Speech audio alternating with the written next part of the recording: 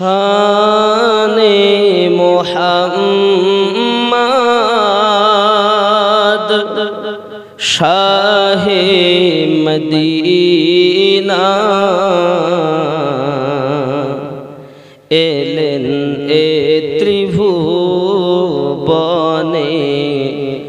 নবী কমলিওয়ালা জোরে বলুন নবী কমলিওয়ালা। নবী এসেছেন বিধায় এ দুনিয়ায় ইসলামের আলো জ্বলেছে, ইসলাম ধর্মটা পরিপূর্ণতা পেয়েছে। জোরে বলে শানে মোহাম্মদ শাহে মদিনা এলেন এ ত্রিভুবনে নবী কমলিওয়ালা।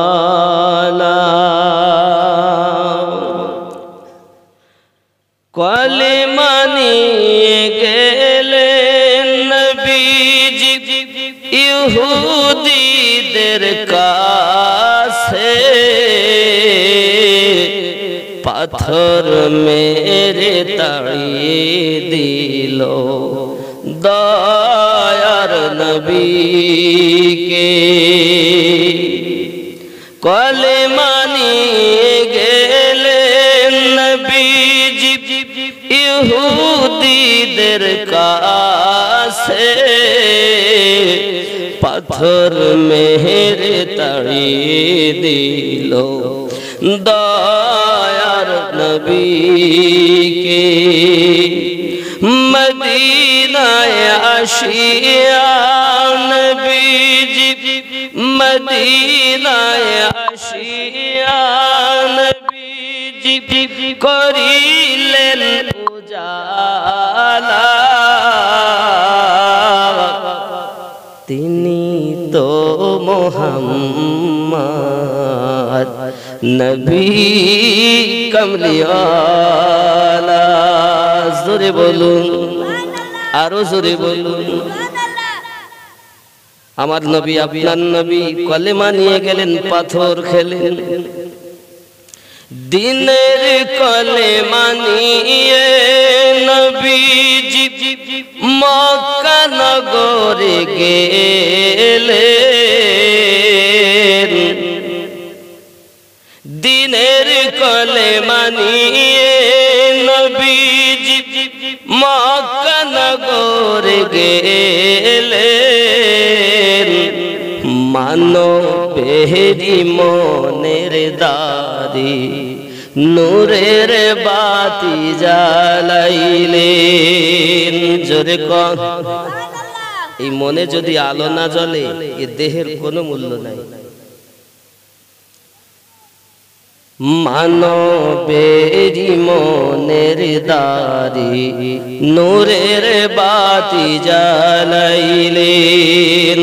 পাঠাইলেন প্রিয় নবীকে, পাঠাইলেন নূর নবীকে আল্লাহ তাআলা। তিনি তো মোহাম্মদ নবী কমলিওয়ালা। শানে মোহাম্মদ ও গো শাহে মদিনা এলেন এ ত্রিভুবনে নবী কমলিওয়ালা। জোরে বলুন হাশরের ময়দানে কিয়ামতের দিনে বিচার করিবেন আল্লাহ নিজ নাম গুনে। হাশরের ময়দানে কিয়ামতের দিনে বিচার করিবেন আল্লাহ নিজ নাম সেই দিনেতে নবীজি হবেন, সেই দিনেতে নবীজি হবে উম্মতেরি ভেলা। তিনি তো মুহাম্মদ নবী কমলিওয়ালা, শানে মুহাম্মদ গো শাহে মদিনা। এলেন এ ধরায় নেমে নবী কমলিওয়ালা। আল্লাহুম্মা সাল্লি আলা সাইয়্যিদিনা ওয়া আলা আলি সাইয়্যিদিনা সাল্লাল্লাহু আলাইহি ওয়াসাল্লাম। নবীকে যদি প্রেম করা যায় লাভ হবে না ক্ষতি হবে? কথা বলুন, লাভ। কেউ আমার নবীকে প্রেম করে ক্ষতিগ্রস্ত হয়নি, হবেও না। যে নবীকে পাথরেও চিনেছে, পাথরে যার কলেমা পড়েছে, সুবহানাল্লাহ বলেন। এই নবীকে গাছে চিনেছে, অবলা জীব চিনেছে, চিনিনি কিছু হতভাগা মানুষ। আমাদের নবী পাকের ওসিলাতে আমরা জীবন পেয়েছি। নবী যদি না আসতেন আমরা জীবন পেতাম কি? খেয়াল করেন, আল্লাহ পাক রব্বুল ইজ্জাত আমাদের নবীকে সর্বশ্রেষ্ঠ পয়গম্বর বানিয়েছেন। এই নবী পাক সাল্লাল্লাহু আলাইহি ওয়াসাল্লাম যেমন শ্রেষ্ঠ, তার উম্মত তেমন আমরাও কি শ্রেষ্ঠ না শ্রেষ্ঠ? আমরাও শ্রেষ্ঠ। আল্লাহর নবী মুসা আলাইহিস সালাম একদা কোহে তুর পাহাড়ে রব্বে করিমকে বলছেন, আল্লাহ আপনি আমাকে এত নেয়ামত দিয়েছেন যে আমি মুসা বড় খুশি। এই রূপ মনে হয় আপনি আর কাউকে এরকম নেয়ামত দেননি। কোরআন। তখন আমার আল্লাহ পাক বললেন, ওগো নবী মুসা, তোমাকে আমি আল্লাহ উপযুক্ত বানিয়েছি, সম্মানিত করেছি। তবে আয় মুসা, আমি আল্লাহর একত্ববাদকে তুমি যেমন স্বীকার করবে, পাশাপাশি আমার নবী পাককেও তুমি মোহাব্বত করবে। জোরে বলে। নবী মুসা আলাইহিস সালাম বললেন, আয় আল্লাহ, আপনাকে এক বলে মানব, তো পাশাপাশি আপনার নবীকে কেন ভালোবাসতে হবে? আপনার হুকুম পালন করব, আপনার নিষেধগুলো বর্জন করব, তবে আপনার নবীকে কেন আমাকে ভালোবাসতে হবে? তখন আমার আল্লাহ পাক জানালেন, লাউলা মুহাম্মাদু ওয়া উম্মাতুহু, আমি যদি মুহাম্মদ সাল্লাল্লাহু আলাইহি ওয়াসাল্লাম এবং তার উম্মতকে না বানাতাম, লামা খালাকতুল জান্নাহ, আমি আল্লাহ জান্নাত বানাতাম না, ওয়ালান নার, আমি আল্লাহ দোজখ বানাতাম না, ওয়ালা শামস, আমি আল্লাহ সূর্য বানাতাম না, ওয়ালান নাহার, আমি আল্লাহ দিন বানাতাম না, ওয়ালাল কমার, আমি আল্লাহ পাক চন্দ্র বানাতাম না, ওয়ালাল লাইল, আমি আল্লাহ পাক আল্লাহ তাআলা রাত বানাতাম না, ওয়ালা মালাকান, আমি আল্লাহ পাক রব্বুল ইজ্জাত কোন ফেরেশতা বানাতাম না, ওয়ালা নবিয়্যা, আমি আল্লাহ পাক কোন নবীও বানাতাম না। আরো জোরে বলে। রব্বে কারীম আরো পরিষ্কার করে জানালেন, আই নবী মুসা, তুমি জেনে রাখো, শুধু এতটুকুই নয়, ওয়ালা মুরসালা, আমি আল্লাহ পাক আল্লাহ তাআলা কোন মুকাররব ব্যক্তি, বিশিষ্ট ব্যক্তি বানাতাম না, ওয়ালা ইগিয়াকা, হে নবী মুসা তুমি শুনে রাখো, এমন কি আমি আল্লাহ তোমাকেও বানাতাম না। একদা যে নবী শ্রেষ্ঠতম পয়গম্বর, যে রাসূলের উম্মতের এত শ্রেষ্ঠতম পাওয়ার আল্লাহ দিয়েছেন, ওই রাসূলের উম্মত কখনো মদখোর হতে পারে না, ওই রাসূলের উম্মত কখনো বেনামাজি হতে পারে না, ওই রাসূলের উম্মত কখনো মিথ্যাবাদী হতে পারে না, ওই রাসূলের উম্মত কখনো আল ঠেলতে পারে না, ওই রাসূলের উম্মত কখনো মহিলা সমিতি করতে পারে না, ওই রাসূলের উম্মত কখনো দুনিয়ায় পাপে লিপ্ত হতে পারে না। কারণ আমার আল্লাহ পাক রব্বুল ইজ্জত বলেন, আমার বান্দা বান্দি জেনে রাখো, আমি আমার নবীকে জগতের বুকে পাঠিয়েছি তোমাদেরকে আমি আল্লাহর একাত্মবাদকে জানানোর জন্য। পাশাপাশি আমি আল্লাহ পাক রব্বুল ইজ্জত জাহান্নামও বানিয়েছি, জান্নাতও বানিয়েছি, শুধু একটি মাত্র কারণ, হে আমার বান্দা বান্দিরা, তোমরা আমার নবীর হুকুমকে মেনে চলবে, আমার নবীর নিষেধকে বর্জন করে চলবে। আমার রাসূল শুধু শুধু রাসূল নয়, আমার রাসূল এমন, আমি আল্লাহ যাকে হাবিবুল্লাহ বলেছি। কি বলেছি? হাবিবুল্লাহ, হাবিবুল্লাহ। এর মানে এটাই, আদম আলা নবিয়িনা আলাইহিস সালাম থেকে নিয়ে যত নবী রাসূল রব্বে কারীম জগতের বুকে প্রেরণ করেছেন, সমস্ত নবী ও রাসূল শুধুমাত্র আল্লাহকে খুশি করতে চেয়েছেন, রাজি করতে চেয়েছেন। কোন কাজ করলে আল্লাহ রাজি থাকবেন, কোন কাজ করলে আল্লাহ খুশি হবেন। আর আমার আল্লাহ পাক রব্বুল ইজ্জত বলেন, কালিম আমাকে রাজি খুশি করতে চায়, সফিউল্লাহ আমাকে রাজি খুশি করতে চায়। সফিউল্লাহ কার উপাধি? হযরত আদম আলা নবিয়িনা আলাইহিস সালামের উপাধি ছিল আদম সফিউল্লাহ। জোরে বলুন সুবহানাল্লাহ। কেউ কালিমুল্লাহ, কেউ খলিলুল্লাহ, কেউ জফিউল্লাহ, কেউ নাজিউল্লাহ, কেউ রূহুল্লাহ। আমাদের নবী হলেন হাবিবুল্লাহ। আরো জোরে বলেন कलीम और हबीब में फर्क क्या है? कलीम এবং হাবিবের মধ্যে পার্থক্যটা কি?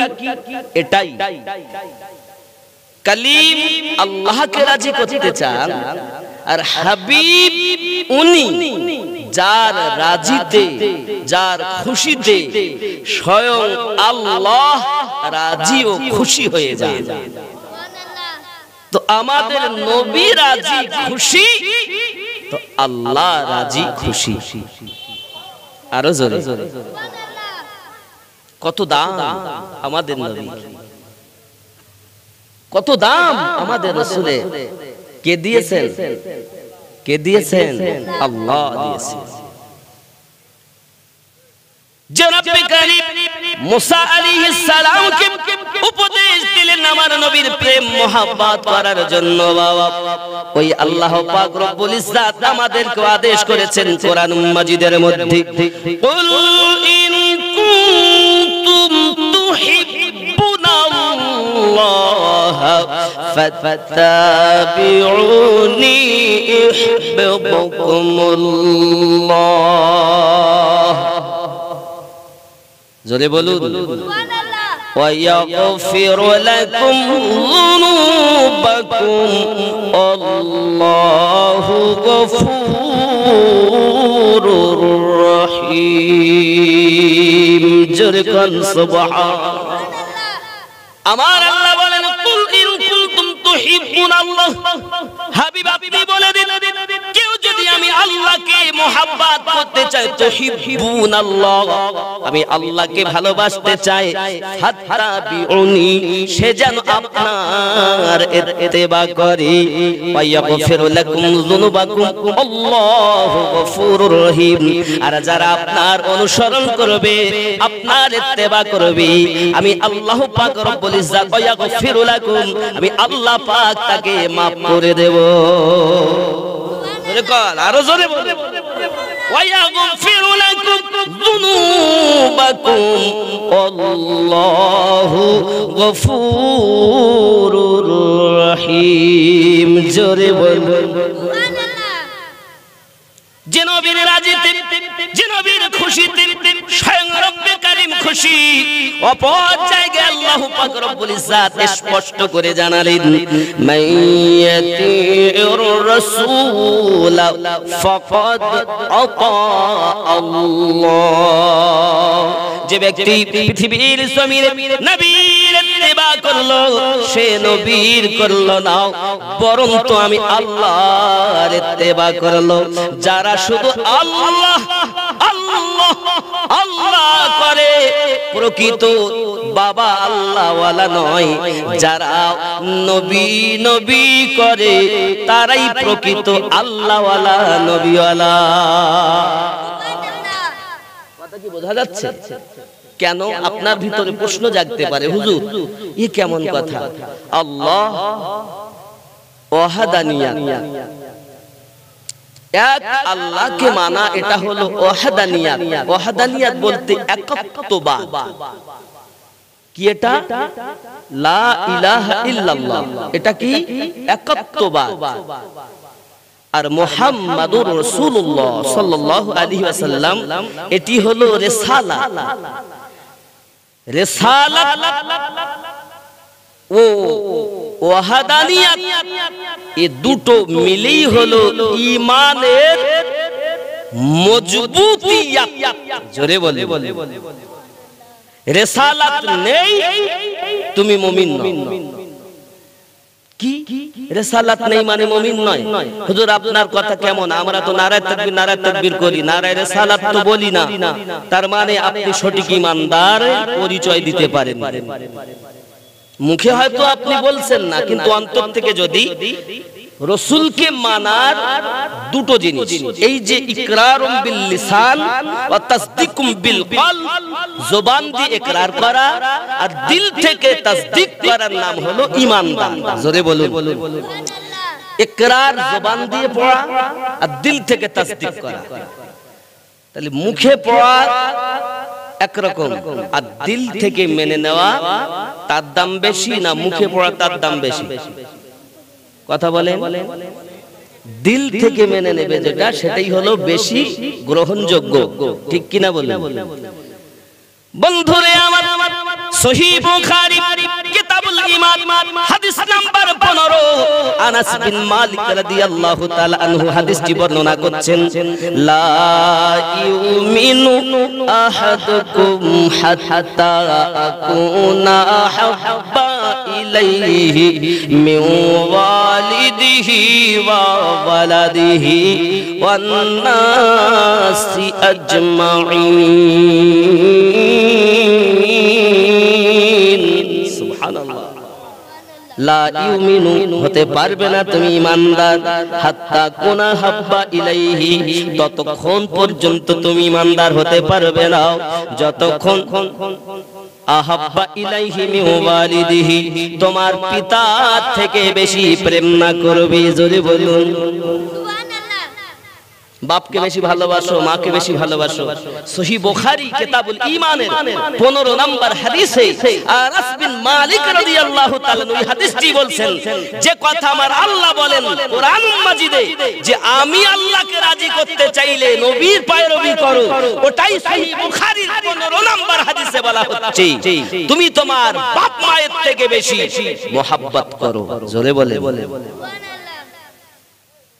মিন ওয়ালিদিহি ওয়া ওয়ালাদিহি, তোমার সন্তানাদি থেকে বেশি, ছেলের থেকে বেশি, মেয়ের থেকে বেশি প্রেম করতে হবে। জোরে বলুন, আরো জোরে। ছেলে মেয়ের থেকে বেশি যদি প্রেম না করো, আর কি হবে?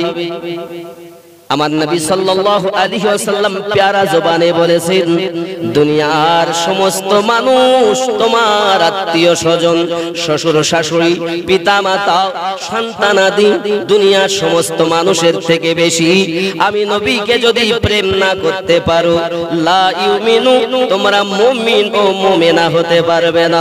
বোঝা গেল পৃথিবীর মাটিতে সব থেকে বেশি নবীকে প্রেম করার নাম হলো ঈমানদার। ওয়াহদানিয়ার সঙ্গে রিসালাতকে মানার নাম হলো ঈমানদার। কথা কি স্পষ্ট হলো? এখন যদি আমরা রিসালাত অস্বীকার করি তাহলে কি আমরা ঈমানদার হব? মন থেকে হয়তো আপনি মানছেন নবী রিসালাতকে, কিন্তু জবান থেকে আপনি যেই নবী রিসালাতের তাকবীর দেওয়া হয় নারে রিসালাত, কেউ বলছে ওটা তো ওই সমাজের লোক দেয়। তো কারা দেয়? তো বেরিলিরা দেয়। লা হাওলা ওয়ালা কুওয়াতা ইল্লা বিল্লাহ। নারে রিসালাত উঁচু হোক, রিসালাতের ধ্বনি। রিসালাত মানি নবী, জোরে বলেন সুবহানাল্লাহ। তো আপনি আমি যদি আমার নবীর রিসালাতের দাওয়াত নাই বা দিলাম, আমাদের রব আগে থেকেই কোরআন শরীফে ওয়াজ করে আমার নবীর শান বাড়িয়ে দিয়ে নিজে 30তম পারা সূরা ওয়াদ-দুহার মধ্যে জানিয়ে দিয়েছেন। সূরা দোহা কি বলেছেন? ওয়ারাফা'না লাকা যিকরাক, আমি আপনার চর্চাকে বেশি বেশি করে দিয়েছি। আপনার রাগ হয় কেন? রিসালাতকে অস্বীকার করে ওয়াহদানিয়াত পাওয়া যাবে না, আবার বেলায়াত অস্বীকার করে রিসালাত পাওয়া যাবে না। জোরে বলুন সুবহানাল্লাহ। হুজুর বেলায়াত কাকে বলে? বেলায়াতে ওলি হয় আর রিসালাতে নবী হয়। জোরে বলুন সুবহানাল্লাহ। নবুয়াতে নবী আর বেলায়াতে ওলি।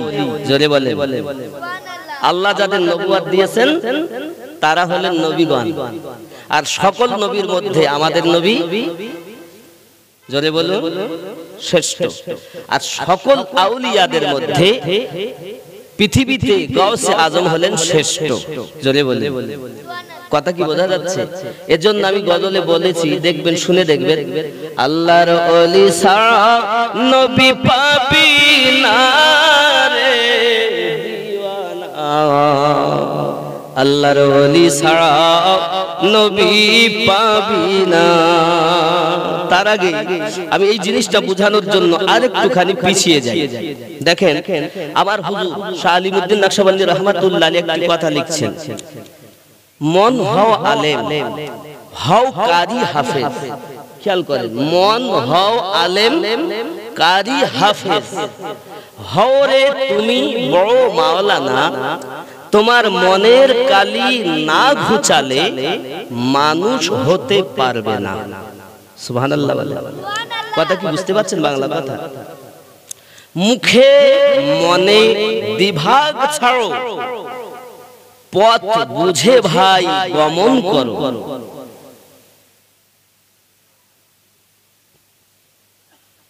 পথ বুঝে ভাই গমন করো, পূর্বে মনের বাসনা। মন হও আলেম হাফেজ কারি, হও রে বড় মাওলানা, মনের কালি না ঘুচালে মানুষ হতে। সুবহানাল্লাহ। মানুষ যদি হও রে খাঁটি, মানুষ যদি হও রে খাঁটি, মাটির সঙ্গে হও রে মাটি। মুর্শিদের পাক কদম দুটি, করো পথের নিশানা। মন হও আলেম হাফেজ কারি মুফতি বড় মাওলানা, মনের কালি না ঘুচালে মানুষ হতে। কথা কি বোঝা যাচ্ছে? কথা কি বুঝতেছেন? হুজুর বলছেন, শাহ আলিমউদ্দিন নকশবন্দি রহমাতুল্লাহ আলাইহি নকশবন্দিয়া মুজাদ্দিদিয়া তরিকত শুনেছেন না আপনারা? কথা বলে আপনি হয়তো বলেন, হুজুর আমরা ওই তরিকার লোক না, এরকম মনে হচ্ছে, মনে হয়। আপনারা কি এই তরিকার লোক না? কি মনে হয় আপনাদের? আপনারা ওই তরিকার ভুক্ত। হুজুর কিরকম? তাহলে আমি একটুখানি বুঝাবো, একটু পিছনে যেতে হবে। যেমন আপনারা জিকিরের মজলিস কি করেছেন কখনো? জিকিরের মজলিস আপনাদের এখানে হয় গ্রামে, মাঝে মাঝে জালসাতে হয়েছে। দেখবেন জিকিরের মজলিসে গিয়ে বলে, যারা জিকির করতে আসেন দেখবেন বলবে, আমার দাদা হুজুর পীর কিবলা রহমাতুল্লাহ আলাইহির কলবের ওসিলায়, অথবা মেজে হুজুর বা ছোট হুজুর বা চার শহীদ পাঁচ হুজুরদের কলবের ওসিলায় আমার কলবে চার তরিকার ফায়েজ আসুক। আল্লাহ আল্লাহ বলেন, লা ইলাহা ইল্লাল্লাহ আল্লাহ আল্লাহ আল্লাহ করেন না? করেছেন তো নাকি? আমি যে কথাটা বলছি এটা কি মিলছে? চার তরিকতে, তার মানে যারা দাদা হুজুর পীর কিবলা রহমাতুল্লাহ আলাইহিকে ভালোবাসেন, মুরিদ হয়েছেন, মেজে হুজুর বলতেছেন, তাদের শিক্ষাটাই হুজুর এটাই দিয়ে গেছেন যে তোমরাই চার তরিকত অন্তর্ভুক্ত। জোরে বলে, বোঝা যায়? আর এই চার তরিকতের একটি তরিকতের নাম হলো নকশবন্দিয়া মুজাদ্দিদিয়া। নাকি কথা বলেন না? আমি কি ভুল বলছি না ঠিক বলছি? ঠিক ঠিক। এই তরিকতে আমি বায়াত হয়ে আছি। আর ওই আমার ওই তরিকতের একজন মুর্শিদে হাক্কানি আল্লাহর ওলি শাহ আলিমউদ্দিন নকশবন্দি রাহমাতুল্লাহ আলাইহি কথাটা লিখছেন। তার মানে আপনি হয়তো ওনার কাছে মুরিদ নন, ওনাকে হয়তো আপনি চেনেন না, তবে আপনি এনার তরিকতের অন্তর্ভুক্ত আছেন। জোরে বলে, ঠিক বলছি না ভুল বলছি? কথা কি ঢুকছে বেরেনে? জি। দেখবেন মলবিতে দ্বিধাদ্বন্দ্ব। আল্লাহর ওলিরা কিন্তু মনের দিক থেকে সব নবী পাওয়ার আশায় এক এক ফুল এক এক ভাবে সুগন্ধ দিয়ে মানুষকে আল্লাহ নবীওয়ালা বানিয়ে গেছেন। ঠিক কি না? বদমাইশি মলবির দল। আমি আমার মতো এসে আপনাকে খেলিয়ে দিলাম, আর একজন এসে খেলিয়ে দিল, বুঝলো না, সঠিকটা কেউ বুঝলো না। আর আমার বক্তব্য হলো তুমি একজনের মুরিদ হও, সমস্ত পীর ও মুর্শিদ হাক্কানিকে ভালোবাসো, এর নাম হলো তরিকত। জোরে করে, যেমন এক নবীর উম্মত সমস্ত নবীকে ভালোবাসো, তদ্রূপ এক পীরের মুরিদ সব পীরকে ভালোবাসো। এক ইমামের অনুসারী সব ইমামকে ভালোবাসি, ঠিক তদ্রূপ এক পীরের মুরিদ সব পীরকে ভালোবাসে। কথা কি বোঝা যাচ্ছে? কথা বলে আমার কথা কি বাংলা বুঝতেছেন নাকি? একটু হ্যাঁ হো না দিলে আমি কি করে বুঝবো? আব্বা আরো একটি কথা বলি, আপনি আপনার পিতাকে যত পারেন সম্মান করুন, কিন্তু আপনার পিতা ভালো আর একজনের পিতা যে খারাপ এটা আপনি কেমন করে জানেন? বরঞ্চ আপনার বিবেক বুদ্ধিতে সঠিক বিচার এটাই হওয়া উচিত, আমার পিতা ভালো, আমার গ্রামে যত মানুষ আছে তাদের বাপও ভালো, কিন্তু সবার বাপের থেকে আমার কাছে আমার বাপ আরো ভালো। কথা কি বুঝতেছেন? সবার পীর ভালো, তার মধ্যে আমার পীর আমার কাছে, কথা বলেন না, সবার পীর আমার কাছে ভালো, তার মধ্যে আমার পীর আমার কাছে আরো, জোরে বলুন না, আরো জোরে বলুন সুবহান। এর নীতি হওয়া উচিত। এটাই হলো তরিকত, এটাই হলো উলফাত, আর এটাই হলো তরিকতের বিধান। জোরে কোন সুবহানাল্লাহ। এরা তরিকত করছে, আবার সবকে বাদ দিচ্ছে। কই দাদা হুজুর তো তা করেননি, দাদা হুজুর তো সব চার তরিকতে অনুসরণ করে চলেছে। আর আপনার ভিতরে এরকম কেন? আমারটাই ভালো আর সব খারাপ, তার মানে ও আসলে নিজে খারাপ। ঠিক নেই? আমার কথা বুঝতে রাগ হচ্ছে না তো? আমি এই জন্য বলছি একটু বোঝো, মানুষ যদি হওরে খাঁটি, মাটির সঙ্গে হওরে মাটি। খেয়াল করেন, মানুষ যদি হওরে খাঁটি, মাটির সঙ্গে হওরে মাটি রে, মুর্শিদের কদম দুটি কর পথের নিশানা, মনের কালি না ঘুচালে মানুষ হতে পারবি না।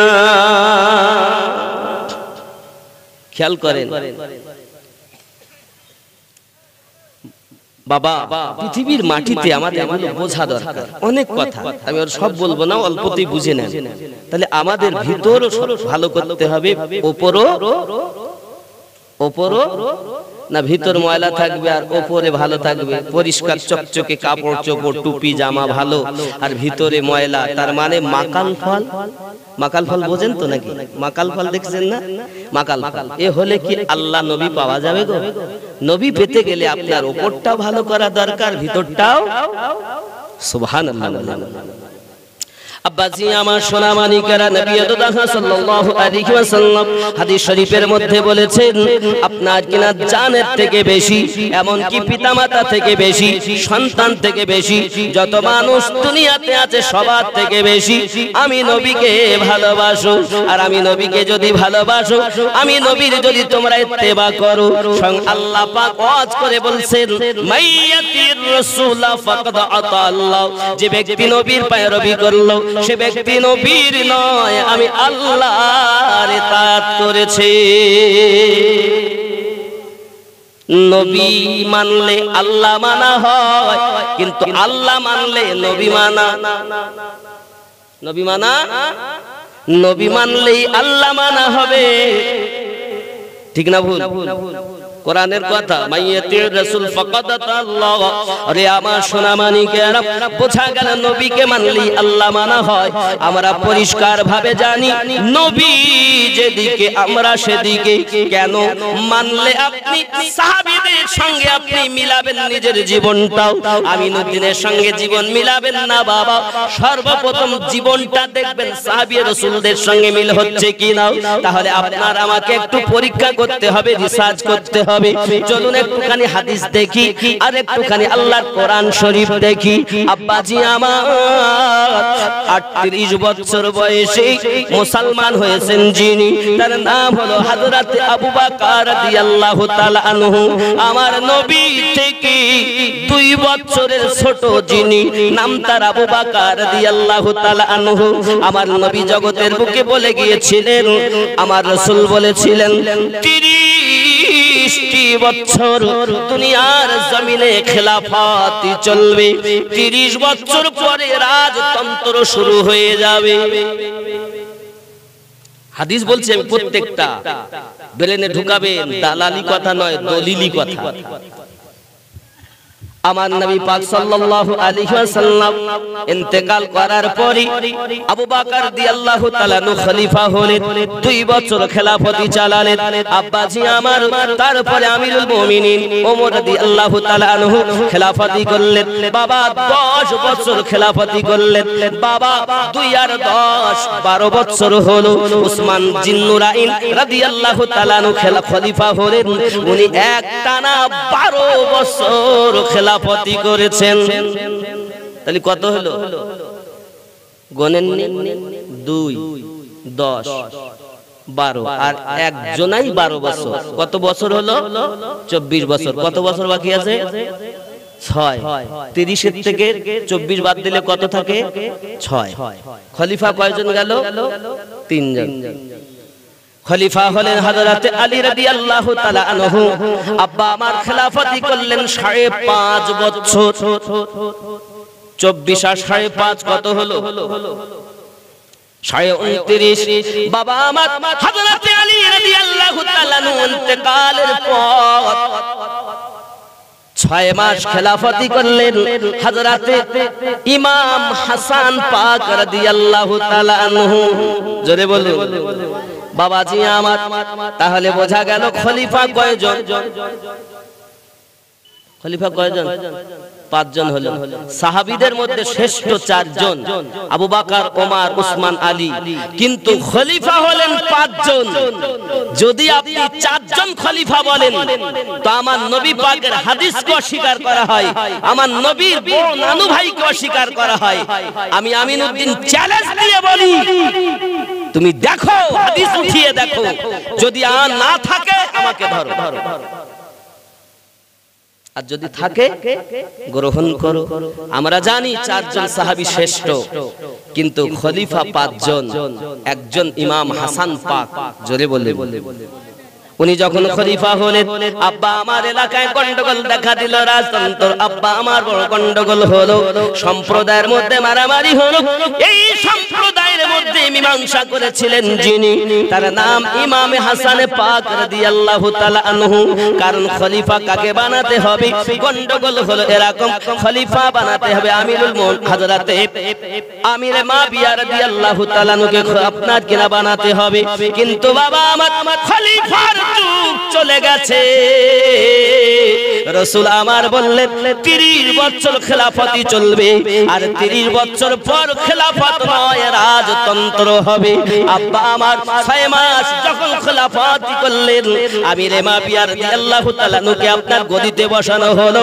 এটা খেলাফতি নয়, এটা হলো রাজতন্ত্র।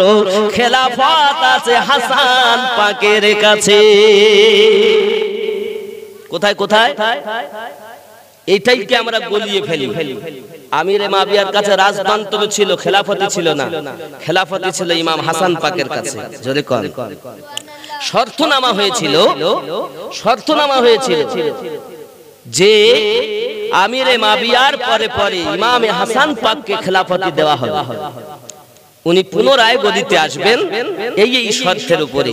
কিন্তু বাবা দিন যায় রাত আসে, যখন আমিরে মাবিয়ার বয়স হলো, দুনিয়া থেকে বিদায় নিল, তার বেটা ইয়াজিদ গদিতে বসে গেল, রাজতন্ত্র চলতে লাগলো। কিন্তু খেলাফতি কোথায়?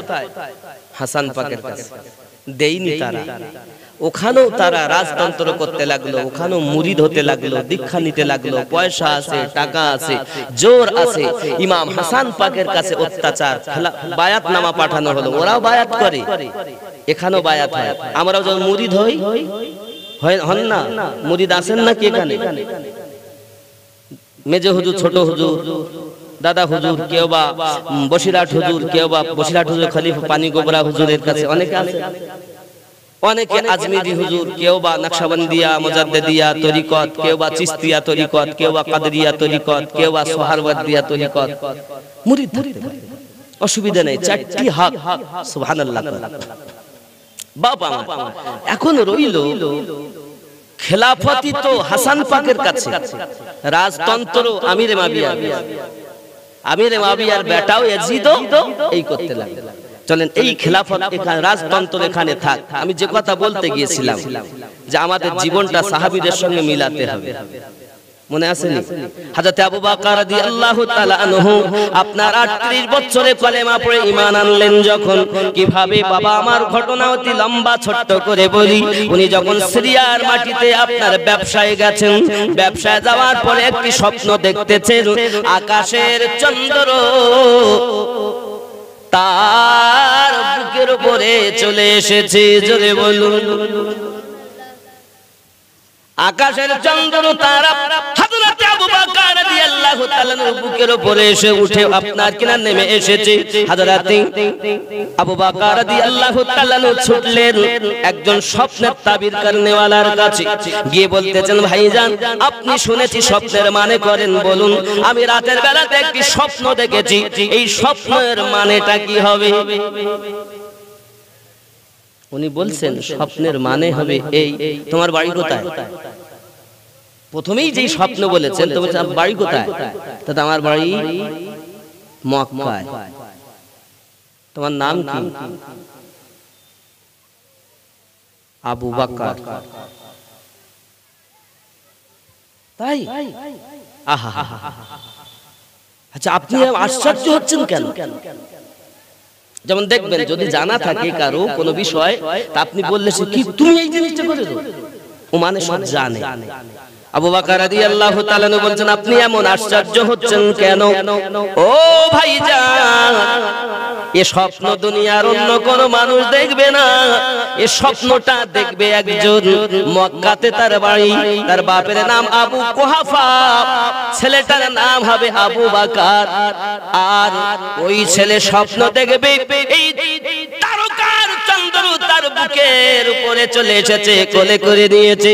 তার মানে হলো আখিরি পয়গম্বর নবী মুহাম্মদুর রাসূলুল্লাহ সাল্লাল্লাহু আলাইহি ওয়াসাল্লাম জগতের বুকে চলে এসেছেন, তার কাছে গিয়ে সে কলেমা পড়ে মুসলমান হবে, আর ওই নবীজির প্রধান খলিফা হবে সেই আবু বকর।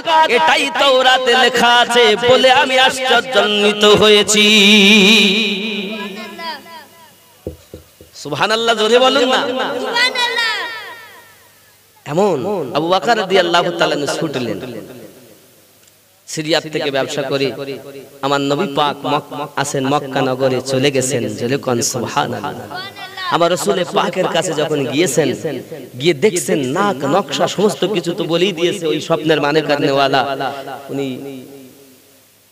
কলেমা তো পড়ছেন কিন্তু বলছেন হুজুর আপনি তো নবী হয়ে এসেছেন, তা আমি আবু বকর আপনার কাছে একটা মুজিজা দেখতে চাই। সুবহানাল্লাহ। আমার নবী আপনার নবী বলেন, আয় আবু বকর,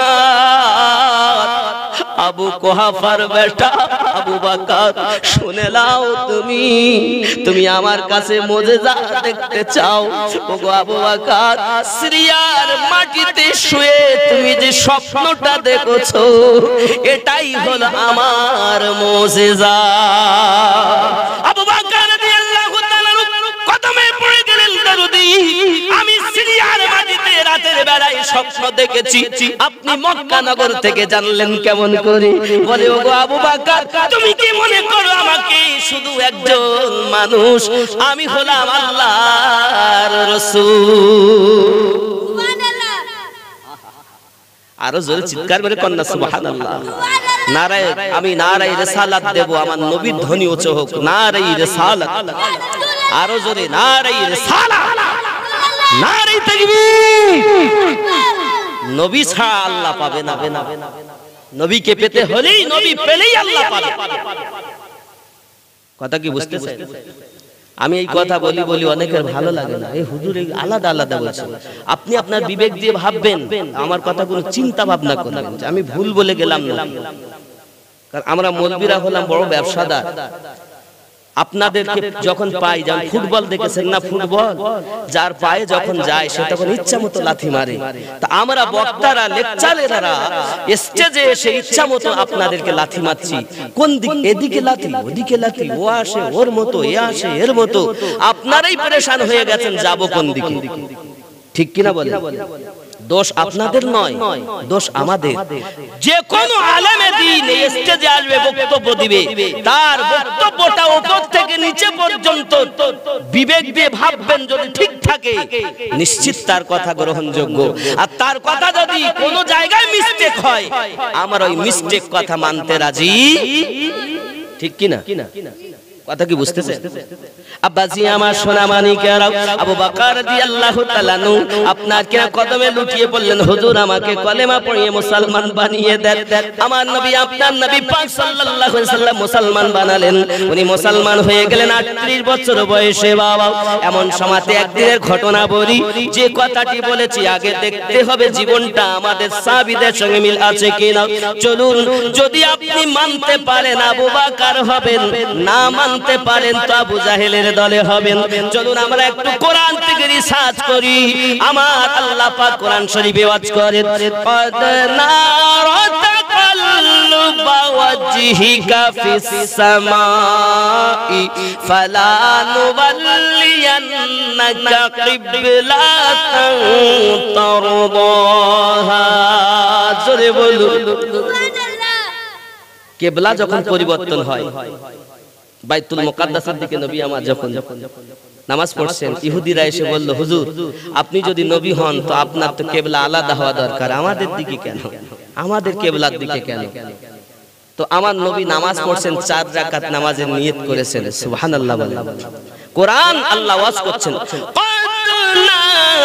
তাকাল্লুবা ওয়াজহিকা ফিস সামাই নবী আমার নামাজ পড়তে পড়তে বারবার আকাশের দিকে তাকাচ্ছেন। আব্বা আমার, ও ভাই জানেরা আমার, খুব ভালো করে বুঝুন, আশিকে নবী আশিকে রাসূল নবীর পাগলেরাও ভালো করে প্লেনের ভিতরে ঢুকান। আমার রাসূল নামাজ পড়ছেন, আকাশের দিকে তাকাচ্ছেন। আল্লাহ বলেন, হাবিব কেন বারবার তাকাচ্ছেন? আমার আল্লাহ অন্তর্যামী, আল্লাহু ইন্নাল্লাহা আলা কুল্লি শাইইন মুহিত। নিশ্চয় আল্লাহ তাআলা অন্তর্যামী। জোরে বলুন। আল্লাহ যদি অন্তর্যামী হন, আল্লাহ আবার জিজ্ঞাসা করছেন কেন? কারণ কিছু মানুষ এমন থাকবে, আল্লাহ যদি নিজের ইচ্ছাতে কিছু করে দেন, নিজের কুদরতে করেন, তো মানুষ উপযুক্ত প্রমাণ চাইবে। আমি দিলে আমি পারি, কিন্তু দিব না, কারণ ওদের কাছে